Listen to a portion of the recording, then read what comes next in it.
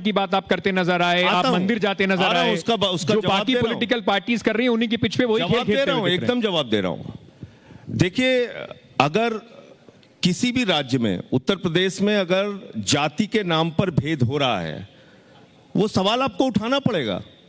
खुशी दुबे, अमर दुबे की पत्नी 3 दिन पहले की विवाहिता, उसको जेल में रख के गैंगस्टर लगा दिया गया।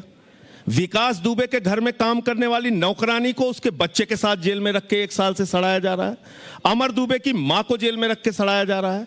हीरू दुबे की मां को जेल में रख के आप 4 ब्राह्मण परिवार की महिलाओं को अगर गैंगस्टर लगा के 1 साल से जबरदस्ती जेल में रख के उनका उत्पीड़न कर रहे हैं, तो यह सवाल उठाना पड़ेगा। 1 सेकंड मैं पूरी कर लूं। प्रभात मिश्रा 12वीं में पढ़ने वाला बच्चा, उसका फर्जी इनकाउंटर कर दिया जाता है, 1 FIR उसके विरुद्ध नहीं।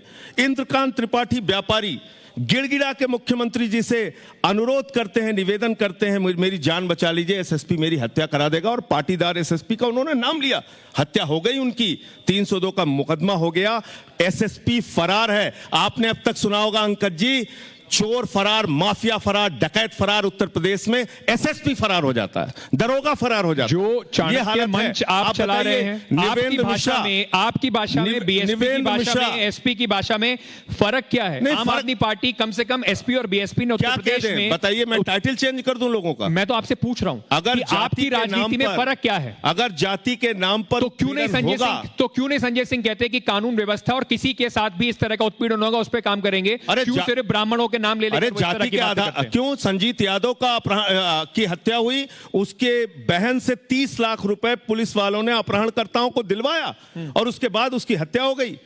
जयप्रकाश पाल की भरी सभा में CO और SDM की मौजूदगी में हत्या हो गई, वो मामला भी हम लोगों ने उठाया। हाथरस में एक वाल्मीकि समाज की बच्ची को रात में 2 बजे जला दिया गया। आपको पता है, जब मैं गया वहां पे मेरे ऊपर हमला हुआ, तो कौन सा निर्वेंद्र मिश्रा, 3 बार के लोकप्रिय विधायक, उनकी हत्या हो जाती है, उनके बेटे को न्याय पाने के लिए अनशन करना पड़ता है। संजय जी, कहीं ना कहीं ये आम आदमी पार्टी में ये कानून व्यवस्था से जुड़ा हुआ मामला अगर हम उठाते हैं और ये कहते हैं कि भाई इसमें जाति के आधार पर अगर भेद किया जा रहा है, उनको न्याय नहीं मिल रहा है, वो चीजें जुड़ेंगी अपने आप। तो संजय जी, क्या ये माना जाए कि आम आदमी पार्टी को भी उत्तर प्रदेश की राजनीति में कूद के ये रियलाइजेशन हो गया है कि तुष्टीकरण की राजनीति के बिना काम बनेगा नहीं? तुष्टीकरण नहीं, हिंदुस्तान का बांटना पड़ेगा, जाति में खेलना पड़ेगा।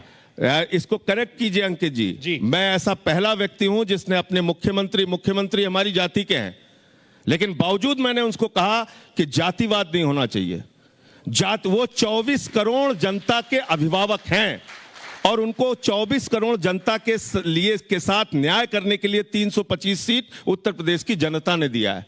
उनको, वो सबके अभिभावक हैं, वो अगुआ हैं, वो सबके साथ न्याय करें, यही तो मैं कह रहा हूं। तो जातिवाद नहीं होना चाहिए। ये बात बोलने के लिए अगर आपको अपने जाति के किसी नेता के खिलाफ भी बोलना पड़े, तो वो साहस आम आदमी पार्टी के अंदर है, मैं ये कहना चाहता हूं। संजय जी, जिस मॉडल की आप बात करते हैं, अगर आज आप लखनऊ में बैठे हुए हैं, तो यहां के वोटर्स को आम आदमी पार्टी की तरफ से अलग क्या है, सॉल्यूशंस क्या है? क्या आप उनको ऐसा देंगे जो अब तक उन्हें और पार्टियों से नहीं मिल पा रहा है? देखिए, जो लग तो यही रहा है कि बात उस राजनीति उसी ढर्रे पे चल रही है जो जैसे अब तक चलती आई। एकदम नहीं। कल हमने हाथों में तिरंगा लेके नारा लगाया, हिंदू मुस्लिम सिख ईसाई आपस में सब भाई भाई, भाईचारा जिंदाबाद, हमारी एकता जिंदाबाद, हिंदुस्तान जिंदाबाद। हमने ये नारा लगाया। हमने कहा इस तिरंगे के नीचे खड़े होकर हम सब संकल्प लेंगे एक उत्तर प्रदेश को खुशहाल उत्तर प्रदेश बनाने का, जिसमें किसान को फसल का दाम मिल सके, जिसमें नौजवानों को रोजगार मिल सके, जिसमें माताओं बहनों को सुरक्षा मिल सके, जिसमें बच्चों को नमक रोटी न मिले मिड डे मील में, उनको अच्छा खाना मिल सके, अच्छे स्कूल मिल सके, अच्छी पढ़ाई मिल सके, बेरोजगारी भत्ता और नौकरियां नौजवानों को मिल सके। ये उत्तर प्रदेश का सपना हम तिरंगा हाथ में लेके उसका संकल्प ले रहे हैं। तो आप अगर ये कहेंगे कि हम दूसरी पार्टियों की तरह या उसी ढर्रे पे चल रहे हैं, बिल्कुल नहीं। अगर हमने राम का नाम लिया तो राम के नाम के पीछे राम राज्य की जो परिकल्पना थी उसको जमीन पे उतारने की बात हम कर रहे हैं। राम के राज्य में सब खुशहाल रहे, ये राम राज्य की परिकल्पना है। राम के राज्य में राम का नाम लेके और प्रभु श्री राम के मंदिर के नाम पे चंदा चोरी की जाए, ये राम के चंदा चोरी वाला मुद्दा 2 करोड़ की जमीन 18.5 करोड़ में खरीदी जाए 5 मिनट के अंदर, ये चंदा चोरी वाला मुद्दा संजय जी आपने उठाया बड़ी प्रमुखता के साथ, समाजवादी पार्टी ने भी उठाया, आपने भी बहुत प्रमुखता के साथ उठाया, उसको उठाया और आप भूल गए। बिल्कुल नहीं भूले। ये आपको लग रहा है भूल गए। मेरे ऊपर विश्व हिंदू परिषद, ट्रस्ट के लोग, भारतीय जनता पार्टी सब ने चिल्ला चिल्ला के कहा डिफेमेशन करेंगे, गलत आरोप है, गलत आरोप है। आप कोर्ट आज क्यों नहीं तक गए? कुछ नहीं किया उन्होंने। आप कोर्ट क्यों नहीं गए? आज तक कुछ नहीं किया। हमने याचिका दाखिल की है फैजा अयोध्या की न्यायालय में, और वहां से नोटिस जारी हुई है पुलिस को और पूछा गया है कि इस मामले में क्या कार्रवाई की अब तक। तो हम अपनी कार्रवाई कर रहे हैं। जिन लोगों ने भ्रष्टाचार किया है उनके खिलाफ हमने थाने में भी तहरीर दी और न्यायालय में भी याचिका दाखिल की है। हमारी नोटिस पे यहाँ पे एक भ्रष्टाचार का मामला हुआ था। 8 लाख का वेंटिलेटर 22 लाख में खरीदा गया। तीसरी लहर की तैयारी के नाम पे चिकित्सीय उपकरणों में भ्रष्टाचार हुआ। हमारी शिकायत पे हमारे मुख्य प्रवक्ता हैं वैभव महेश्वरी जी, उनकी शिकायत पे लोकायुक्त की नोटिस हुई है। तो हम चुपचाप नहीं बैठे हैं।